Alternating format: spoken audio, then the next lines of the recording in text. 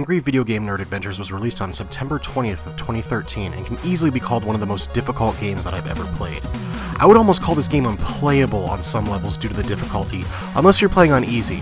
This game has a lot of really nice features and things that I love about it, but there are many problems with its core gameplay that really hurt the game. There are a few things I really enjoy about this game. I really like the 8-bit style graphics. Each of the 9 levels all look quite unique and really pop thanks to the graphics. It doesn't matter if it's a bright level like Happy Fun Candy Time or a darker level like Assholevania, they all look amazing in all of their 8-bit glory. I especially like the Beat It and Eat It level, which is based on Custard's Last Stand for the Atari 2600. The references to actual AVGN episodes are another really nice feature to the game. The game stays witty throughout and rewards fans of the AVGN series with plenty of Easter eggs and references to the show. The plot itself isn't necessarily amazing.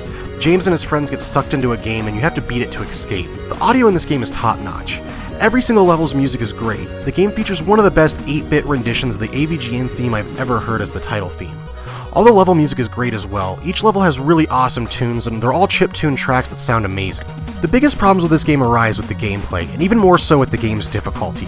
The game is nearly unplayable on medium or hard. Oftentimes, the merit of a difficult game is determined on whether or not when you die, you felt like it was your fault or the game just being unfair. Oftentimes you feel like it was your fault on a few levels, but oftentimes the game just feels super cheap and unfair. Don't get me wrong though, I enjoy hard games. Super Meat Boy was one of my favorite XBLA games. Far too many times I would find myself doing a nearly impossible jump only to land on a block that would fall out beneath me. One of the biggest problems with the blocks that fall out beneath you is there's no indication that they will. Sometimes there's no ground beneath them, but that's not always the case. This game features too many circle-shaped obstacles that will move up and down or in circles. They're repeated on almost every level, and while being a hard obstacle to get around, it feels super repetitive, and I really wish they weren't there. AVGN Adventures feels almost broken and unplayable on medium or old school.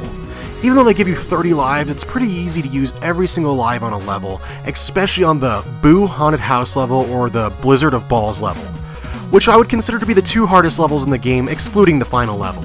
The game is also super short depending on how you look at it. With the game on easy, I managed to get through it under an hour and a half.